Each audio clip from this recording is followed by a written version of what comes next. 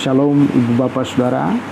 Malam hari ini dalam ibadah rumah tangga hari Kamis tanggal 4 Februari 2021, kita akan segera mendengarkan bagian firman Allah. Maka sebelumnya mari kita berdoa, kita memohon pertolongan Roh Kudus. Mari kita berdoa. Bapa Surgawi, kami menaikkan ucapan syukur dan terima kasih atas penyertaan Tuhan sepanjang kehidupan kami pada hari ini. Engkau telah merawat kami dengan cinta kasih-Mu, menjaga dan memberkati segenap kehidupan kami, sehingga sampai pada saat ini ya Bapa, kami boleh merasakan anugerah selamat daripada-Mu. Ya Bapa, kami mohon belas kasih dan ampunan-Mu, karena sesungguhnya pada hari ini pun kami telah jatuh dalam dosa. Ampunilah kami dan kasihanilah kami ya Bapa, menurut kasih sayang-Mu yang tidak pernah terbatas itu. Sekarang kami menyiapkan hati untuk mendengarkan sebagian kecil dari firman Allah. Kami hendak merenungkannya ya Bapa. Betapa kami sadar kami terbatas, karuniakan bagi kami roh hikmat kebijaksanaan, sehingga apa yang kami baca dan renungkan malam ini, kami boleh diteguhkan dan kami boleh menerima pesan firman Allah ini yang meneguhkan iman percaya kami. Pakai hamba-Mu sebagai alat di tangan Tuhan, dan jadilah menurut kehendak-Mu. Dalam Yesus Kristus Tuhan, kami datang kepadamu. Amin. Ibu Bapak Saudara-saudara, kekasih Kristus, malam ini kita membaca bagian firman Allah dari Wahyu pasal 1 ayat 3 sampai ayatnya yang ke-8. Mulai dari ayat yang ketiga, berbahagialah ia yang membacakan dan mereka yang mendengarkan kata-kata nubuat ini dan yang menuruti apa yang ada tertulis di dalamnya, sebab waktunya sudah dekat. Dari Yohanes kepada ketujuh jemaat yang di Asia Kecil, kasih karunia dan damai sejahtera menyertai kamu dari Dia yang ada dan yang sudah ada dan yang akan datang, dan dari ketujuh roh yang ada di hadapan tahtanya, dan dari Yesus Kristus saksi yang setia, yang pertama bangkit dari antara orang mati dan yang berkuasa atas raja-raja bumi ini. Bagi Dia yang mengasihi kita dan yang telah melepaskan kita dari dosa kita oleh darahnya, dan yang telah membuat kita menjadi suatu kerajaan, menjadi imam-imam bagi Allah Bapanya. Bagi Dialah kemuliaan dan kuasa sampai selama-lamanya. Amin. Lihatlah, Ia datang dengan awan-awan, dan setiap mata akan melihat Dia, juga mereka yang telah menikam Dia, dan semua bangsa di bumi akan meratapi Dia. Ya, amin. Aku adalah Alfa dan Omega, firman Tuhan Allah, yang ada dan yang sudah ada dan yang akan datang, yang Maha Kuasa. Berbahagia Ibu Bapak Saudara yang mendengarkan bagian firman Tuhan ini dan mencamkan dalam kehidupan sehari-hari. Tuhan Yesus memberkati kita semua. Ibu Bapak Saudara-saudara, melalui rekaman singkat ini kita diberkati oleh Tuhan. Melalui rekaman sederhana ini, penghayatan akan cinta kasih Allah lewat rema ini, kita semua diyakinkan bahwa Dia Allah yang tidak pernah meninggalkan kita. Pasti yakinlah bahwa kita ada di dalam Dia dan Dia di dalam kita, dan penyertaan itu sempurna bagi ibu bapa dan saya. Malam hari ini kita berbicara tentang sebuah perjuangan dan bertahan untuk keluar sebagai pemenang. Surat Rasul Yohanes kepada ketujuh jemaat di Asia Kecil itu bukan sebuah suratan yang abal-abalan. itu adalah surat-surat yang betul-betul sebuah sepucuk surat cinta antara Yesus, Sang Kekasih hati kita, dengan kita semua umat percaya sebagai pujaan hati Yesus. Surat ini harus tersampaikan kepada umat Tuhan yang di Asia kecil. 7 jemaat. Kita hari ini pun menerima surat yang sama. Ada satu pesan spiritual yang meneguhkan ibu bapa dan saya lewat surat ini. Kesaksian surat ini Rasul Yohanes tujukan kepada ke-7 jemaat, kepada kita juga pada hari ini. Ke-7 jemaat di Asia kecil itu diberikan surat ini karena sungguh ada mata Tuhan yang tertuju kepada pergumulan mereka. Ke-7 jemaat itu sedang mengalami penganiayaan yang hebat, penderitaan dan pergumulan yang luar biasa hebat. Hari ini kita bagaimana? Apakah kita tidak sedang mengalaminya? Oh, kita sedang mengalami. Kita berkata bahwa kita sedang berada dalam situasi yang sulit. Sulit, ya. Membebani perasaan, batin, psikologis. Sangat. Kita ada dalam situasi yang sulit juga. Sebagai orang percaya, sebagai jemaat Tuhan, di abad-abad awal Masehi, mereka dikejar, mereka dianiaya, mereka diintimidasi, dan betul mereka merupakan target kebencian yang tidak suka melihat persekutuan orang-orang Kristen. Ada kelompok-kelompok yang memang tidak senang melihat persekutuan orang Kristen mula-mula. Akibatnya apa? Orang Kristen mula-mula itu harus menjadi target penganiayaan, bahkan target untuk dihabisi. Mereka harus dihabisi. Ibu bapak saudara, itu semua adalah cara iblis untuk meluluh lantahkan persekutuan kita. Iblis memang tidak senang melihat umat Tuhan bersekutu. Iblis tidak senang. Dia akan gerah melihat kekuatan persekutuan kita. Inilah yang saya maksudkan, bahwa pergumulan dan penderitaan yang bertubi-tubi yang dialami oleh saudara-saudara kita umat percaya di awal abad Masehi sudah menguras energi dan sangat melelahkan.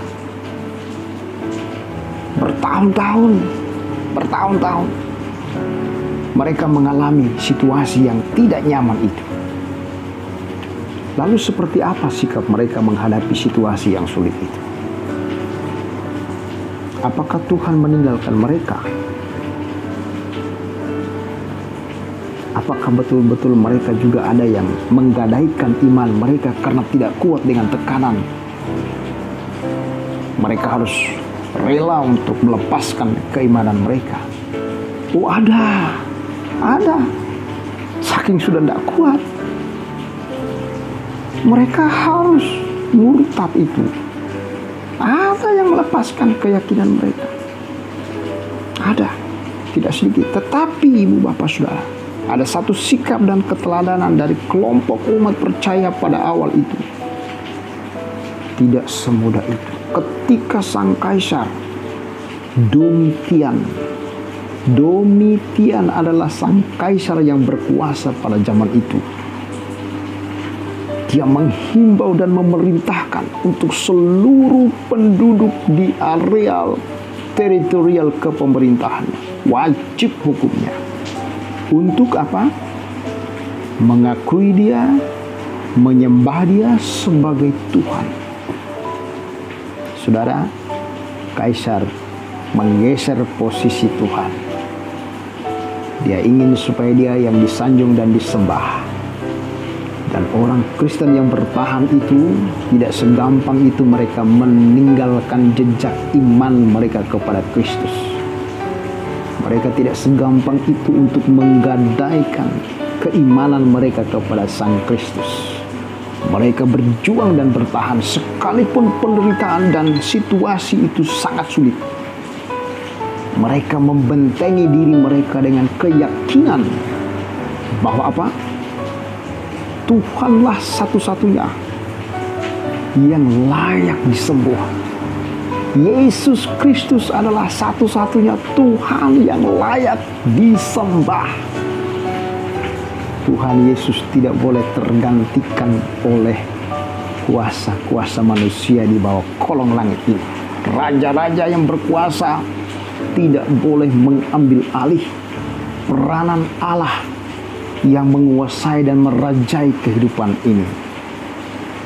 Ibu bapak saudara, teks firman Tuhan hari ini menjelaskan beberapa alasan agar mereka waktu itu dan juga tentu kita pada zaman ini, apapun yang kita hadapi, pergumulan sesulit apapun itu, penderitaan yang silih berganti datang itu, kita diminta adalah bukan hanya sekedar bertahan, bukan hanya sekedar berjuang. Bertahan, betul, kita harus bertahan. Berjuang, apalagi, memang kita harus berjuang. Kita harus lakoni hidup ini dengan perjuangan sekuat tenaga. Tetapi ketika kita bertahan dan berjuang, kita harus keluar sebagai pemenang. Kita harus keluar sebagai pemenang. Pemenang apa? Pejuang iman itu harus menang. Karena ada sesuatu yang kita pertahankan dan tidak boleh sia-sia kita buang begitu saja. Ibu bapak saudara, sikap inilah juga yang dipegang oleh kelompok umat percaya pada abad mula-mula. Bagaimana mereka dalam situasi itu mereka tidak mau kompromi untuk menyembah sang kaisar. Walaupun ada konsekuensinya saudara. Taruhannya harga kesetiaan itu adalah derita, aniaya, bahkan mati. Tapi mati yang mereka alami adalah mati martir sebagai pejuang-pejuang iman yang konsisten dalam ketahanan mereka. Karena mereka tidak mau keluar dari pribadi Tuhan Yesus. Mereka mau tetap tinggal dan bertahan dalam pondasi utama mereka, Tuhan Yesus Kristus. Apakah Tuhan meninggalkan mereka ketika mereka mengalami kesulitan itu? Oh tidak. Melalui titisan wahyu kepada Yohanes ini, firman Allah ingin memotivasi, menggugah, dan mengedukasi setiap orang percaya yang mengalami penderitaan, kesulitan, sehebat apapun. Karena dalam kondisi seperti itu, dalam penantian ketahanan dan kita boleh berjuang, kita harus imani dan yakin. Kita masih punya pengharapan, kita masih punya sumber kekuatan, kita masih punya sumber penghiburan yang tidak pernah meninggalkan kita. Pada ayat yang keempat dikatakan apa? Kasih karunia dan damai sejahtera menyertai kamu dari Dia yang ada dan yang sudah ada, dan seterusnya. Kasih karunia dan damai sejahtera tetap Tuhan sertakan kepada kita. Artinya apa? Sama sekali Tuhan tidak meninggalkan kita. Firman-Nya mengingatkan agar setia kepada Dia. Firman Allah mengingatkan kita semua agar tetap setia kepada Dia. Apapun harga yang harus kita bayar, kita harus bayar itu. Bayar kepada Dia itu harga sebuah kesetiaan. Kita harus bertahan, berjuang, sabar menderita dalam segala keadaan. Dia adalah Allah yang Maha Kuasa. Seluruh alam semesta dan bangsa-bangsa ada dalam genggaman kekuasaannya, termasuk kehidupan kita. Itulah sebabnya ibu bapak saudara, wahyu Allah melalui Yohanes ini memberikan kita sekali lagi penegasan dan peneguhan bahwa apa? Yesus Kristus adalah Alfa dan Omega. Yang ada, sudah ada, dan yang akan datang. Yesus Kristus adalah saksi yang setia. Maka kita yang setia, yang beriman kepadanya, dituntut untuk setia kepadanya. Yesus Kristus adalah yang pertama bangkit sebagai buah sulung, bangkit dari antara orang mati. Maka dengan keyakinan itu kita pun pasti bangkit, karena kita akan dibangkitkan oleh Dia yang sudah bangkit. Yesus sudah bangkit, saudara. Maka iman kebangkitan itu, iman yang kita imani bahwa kita dibangkitkan, kita harus mantapkan itu. Kita juga akan dibangkitkan. Yesus Kristus adalah yang berkuasa atas raja-raja di bumi. Tidak ada raja yang menggantikan Dia. Tidak boleh. Dia adalah raja yang merajai hati dan hidup kita. Kita sebagai anak-anak kerajaan Allah, maka Dia adalah raja kita yang kekal. Yesus Kristus adalah pribadi yang sangat mengasihi ibu bapa dan saya. Yesus Kristus adalah pribadi yang telah melepaskan ibu bapa dan saya dari cengkraman dosa. Maka ketika kita menyatakan amin, ya amin, maka kesusahan dan kehancuran kehidupan yang terjadi dalam hidup ini, sekali lagi saya katakan, itu bukan hanya sekedar supaya kita dapat bertahan, namun kita harus bisa menjadi seorang pemenang, di mana kita siap menjadi saksi Kristus untuk menyatakan Kristus bahwa Dialah satu-satunya pribadi yang telah membawa hidup yang baru bagi peradaban manusia, di mana manusia di dalamnya hanya Allah di dalam Yesus Kristus yang memerintah, mengendalikan, mempengaruhi kehidupan kita. Kita harus menjadi pemenang. Kita menjadi imam-imam bagi Allah. Karena kita telah satu dengan Dia dan tidak ada batas lagi. Kita sudah berhadapan-hadapan dengan Dia, Sang pemegang kendali kehidupan ini.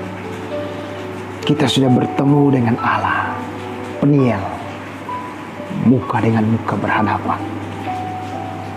Artinya apa? Kita punya percaya diri. Kita punya keberanian, bukan lagi roh ketakutan untuk menyampaikan dan menyapa Dia sebagai ya Aba, ya Bapa. Jadi kita minta apapun kepadanya.